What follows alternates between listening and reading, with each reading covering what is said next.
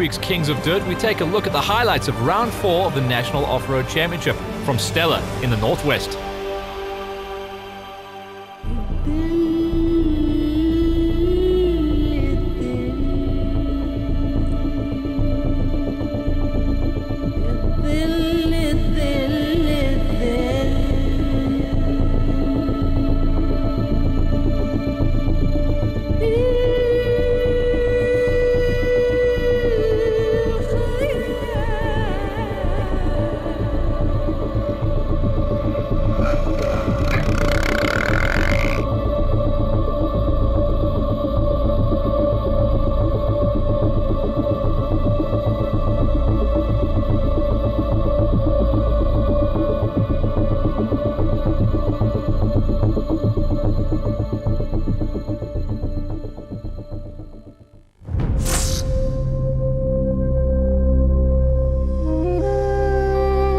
It's a small town in the northwest, and it consists of a lot of farmers. There's a lot of industry. There's a gold mine, Kalahari Gold, and there's also dairies, big dairies, and there's chicken farmers, milk farmers.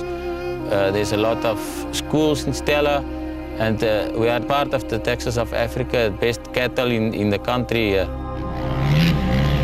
If you enter Stella, you find the Stella salt pan.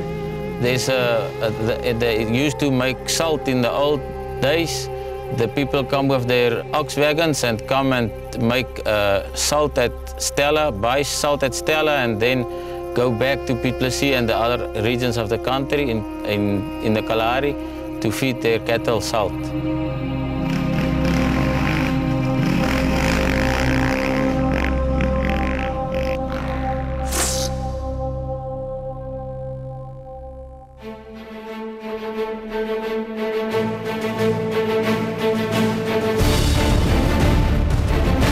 At the halfway point of the season, and championship still far from being decided, it was crunch time for the competitors. From here on, it's all about winning. It's a little bit chillier this morning, so it's going to be a little bit difficult opening the road. But I'm going to have some fun today. You know, I'm looking forward to it. The route looks like pretty much like Botswana style, so I think it's going to be good for me today. I've never been here before. I'm really actually quite amped to ride. The terrain looks really good. The traction felt amazing yesterday, so really excited. Today looks like it's going to be a nice day. This terrain looks pretty good. Hopefully not too dangerous, and I'm sure that my Mitas tyres are going to give my Fox Silkeline Force Fuels Roost KTM the grip that it needs to get up there. If we look around, it's very flat, and I think it's going to be fast. So if I can get a top 5 overall, I'll be happy again and just win my class. Confidence comes with when you're having fun on the bike, and I'm having so much fun on the bike, so I'm pretty confident. You know, we're going to take it as it comes. You know, if I win there today, it's going to be great, it's going to be a bonus, but I'm going to keep my head, stay on 2 wheels and have as much fun as I can. Thing is, Ross has got like a 9-point gap, so it's Lawrence and myself really need to beat him so we can close the gap. We can't let him run away with it, so yeah, it's just pretty much go out there and hang cable.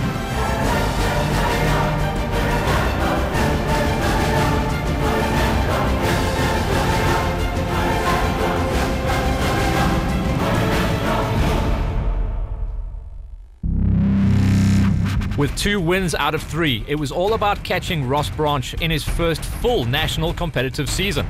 Kenny Gilbert and Lawrence Mahoney, not far behind on points, knew it was now or never. With a healthy 10-point lead in the overall championship, Ross Branch got proceedings underway on the 350-kilometer race, with Kenny Gilbert following 15 seconds later. With such dry conditions, once again, dust would be the contributing factor from the start line. Both KTM riders, Lawrence Mahoney and Lo Schmidt, were straight into it, and with the sun still low over the horizon, the first lap was sure to be a lot slower.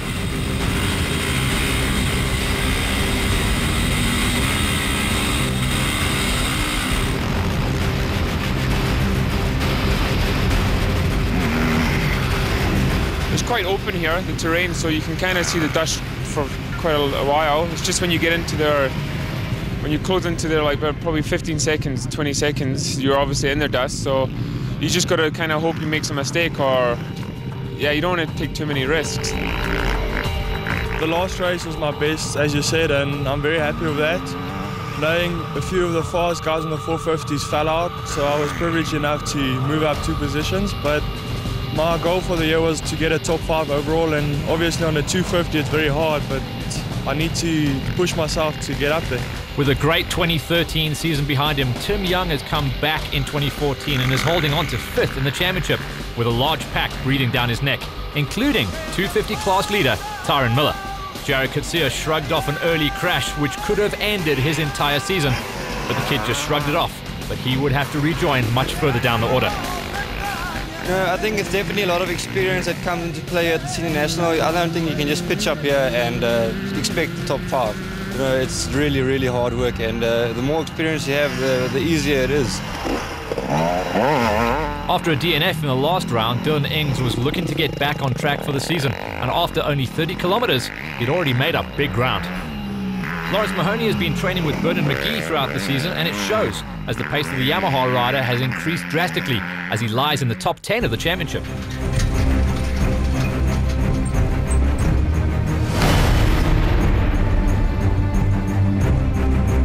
There's 2 loops. The one loop is the red loop for the bikes in the beginning, and the blue loop for the quad racers. The red loop consists about sand, field, bush, a lot of stones in the hills, nice countryside. There's a lot of kudus and natural wild animals. Further on is it's spectacular to be on top of that. Stony hill. We call it Scorpion Hill because when you fell down you only pick up your bike, not the stones, because there's a lot of scorpions underneath it. On the second lap, Ross Branch managed to keep the gap to just over 15 seconds ahead of Kenny Gilbert and Lawrence Mahoney, 2 mates battling it out for the championship.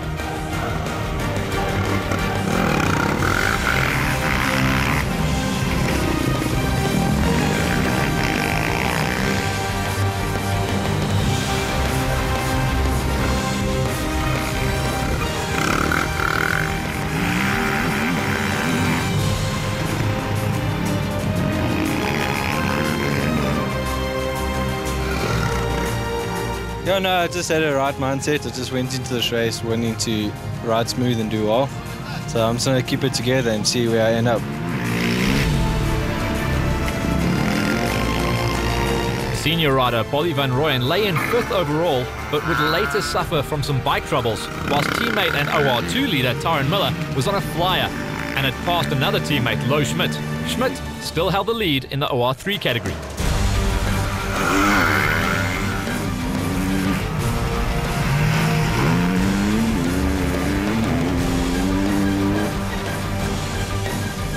Not far behind this, a great battle started to heat up between Sharon Moore and Dylan Ings. Ings just waiting to pounce on the Kawasaki.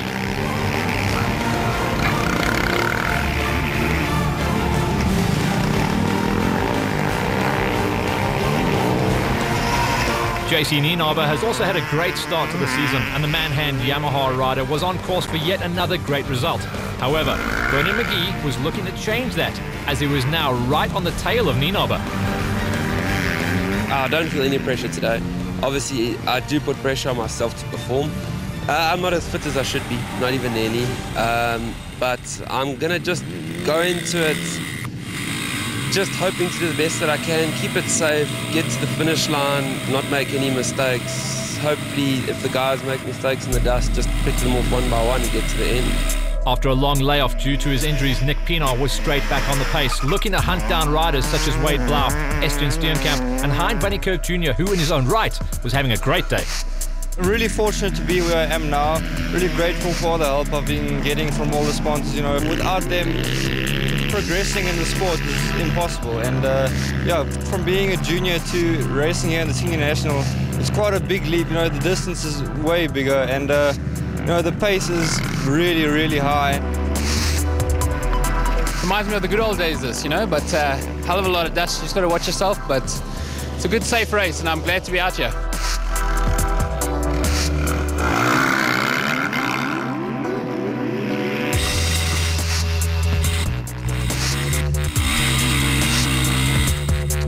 main thing is obviously to put down a hot lap in the beginning and try to separate yourself from everybody else as far as you can, and not make any mistakes. You know, it's so easy, and the speed from everybody is so fast. If you overshoot one turn, then you lose 4 positions. So I think the main focus for me today is not overshoot any turns and just ride the best I can. Nearing the halfway point, riders held their positions and were looking forward to the compulsory 15-minute decontrol.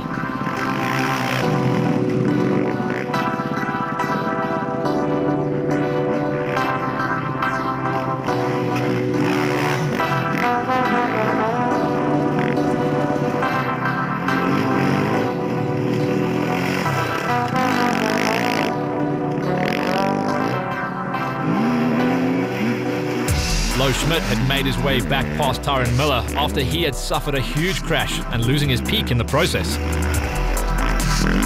The organisers have put on a good event. I mean, they've done the best with what they can do with the terrain. You know, it's very dry and dusty, flat out, but yeah, it's good racing. You know, it's nice because you can always see the guys in front of you. You know, you're riding along fence posts, so you're always chasing, which is really cool. You know, it's good fun.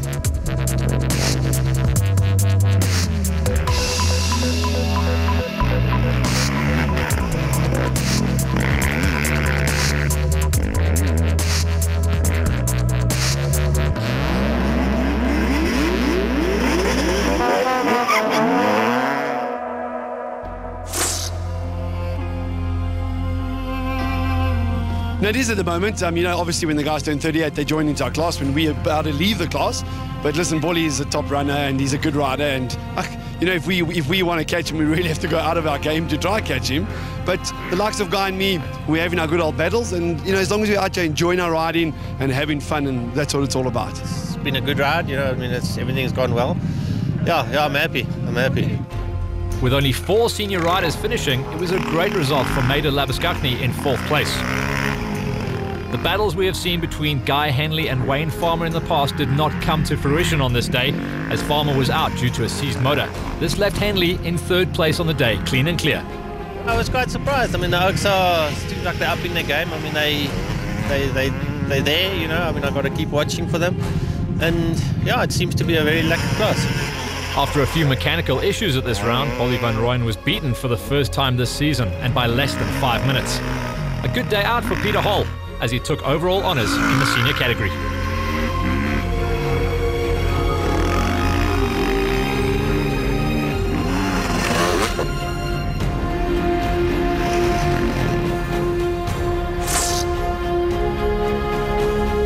The Masters class had some new names in the top 5, with Leonard Evans finishing in 4th place, while Kevin Peltzer finished on the last step of the podium in 3rd and Jan Burning in 2nd.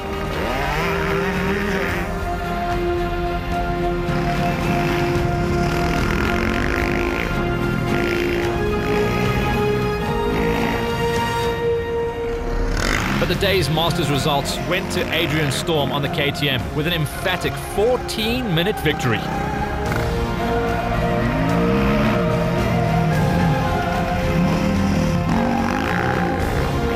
Looking at the breakdown of the results in the Bush-2-Bush Stella 400, the senior class going to Peter Hall ahead of Van Rooyen and Henley.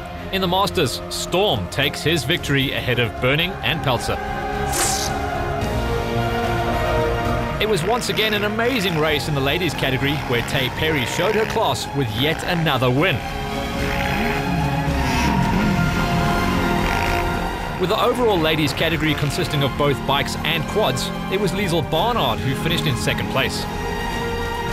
We're trying to get the ladies a lot more coverage, so we're really working hard to just go out there and try our best. We're fighting against the boys. Chaudhry Monk did manage a great 3rd place, closely followed by Morena Fenter in 4th and Anaïs Steenkamp rounding off the top 5.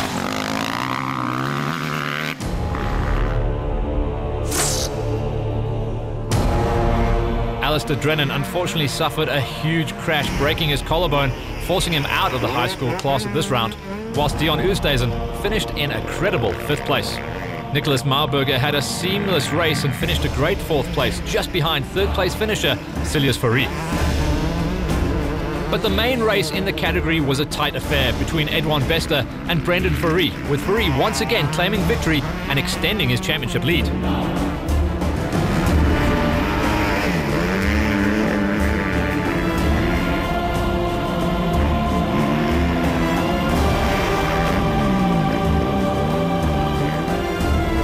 Looking at the results and the breakdown of the categories, in the high school class, Brendan Fourie takes another victory ahead of Bester and Fourie. In the ladies, Perry dominating on the KTM ahead of Barnard. In KTM news this week,